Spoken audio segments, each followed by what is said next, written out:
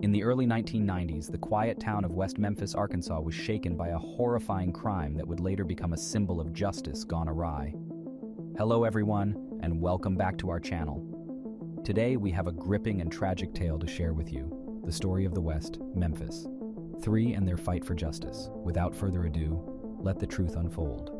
On August 19, 2011, three men, Damian Eccles, Jason Baldwin, and Jesse Miskelly, who were convicted as teenagers in 1994 of the murders of three boys in Arkansas, are released from prison in a special legal deal, allowing them to maintain their innocence while acknowledging that prosecutors had sufficient evidence to convict them. Eccles, 36, had been on death row, while Baldwin, 34, and Miskelly, 36, were serving life sentences. Collectively known as the West Memphis Three, the men had always maintained their innocence, and questions about the evidence used to convict them had persisted for years. Their case attracted widespread attention and the support of several celebrities. In 1993, the West Memphis Three case shocked the town of West Memphis, Arkansas, and the nation as three teenagers, Damian Eccles, Jesse Miskelly Jr., and Jason Baldwin, were wrongfully convicted of the brutal murders of three young boys. The case garnered national attention due to the questionable evidence, leading to debates about wrongful convictions and the flaws in the justice system. On May 5, 1993, the bodies of three 8-year-old boys, Stevie Branch, Christopher Byers, and Michael Moore, were found bound, mutilated, and left for dead in a wooded area near their neighborhood in West Memphis. Their cold legs were hog-tied to their mutilated bodies with their shoelaces. Investigators initially had few solid leads. However, because the bodies appeared to have been mutilated, rumors circulated about a possible connection to satanic cult activities. The community was devastated, and the pressure on law enforcement to solve the case was immense. Amidst a lack of substantial leads, the police focused their attention on Eccles, Miskelly, and Baldwin, three local teenagers who did not fit into the conservative small-town mold. Damian Eccles, with his interest in the occult and alternative fashion, was perceived as an outsider. Jesse Miskelly, with a low IQ, was interrogated for hours without legal counsel and eventually gave a coerced confession. Jason Baldwin, a close friend of Eccles, was implicated due to his association with the other two.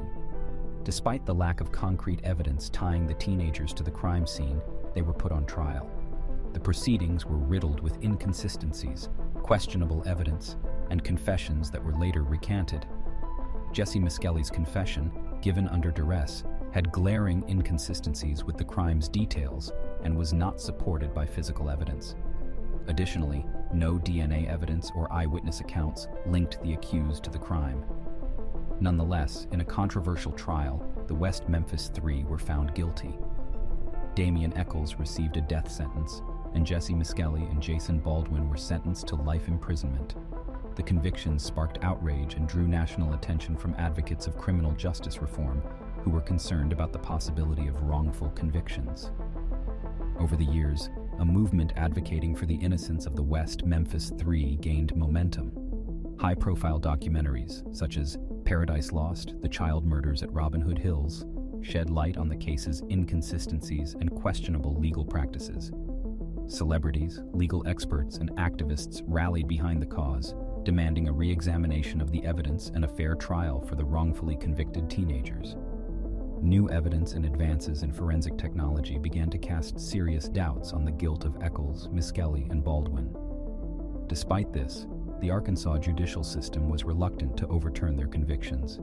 It was not until 2011, after years of legal battles and mounting public pressure, that the West Memphis Three were granted an Alford plea, allowing them to maintain their innocence while acknowledging that the prosecution had enough evidence to convict them. This plea paved the way for their release from prison after spending nearly 2 decades behind bars. While Eccles, Miskelly, and Baldwin regained their freedom, the West Memphis Three case left a profound impact on the justice system. It highlighted the dangers of relying on questionable evidence, rushed investigations, and media sensationalism during criminal trials. The case served as a rallying cry for criminal justice reform, sparking debates about the need for fair trials, improved investigative practices, and the importance of protecting the rights of the accused. The West Memphis Three's wrongful convictions also raised questions about the role of the media in shaping public opinion and influencing legal outcomes. The case showcased how sensationalist reporting and community pressure can lead to hasty and biased investigations.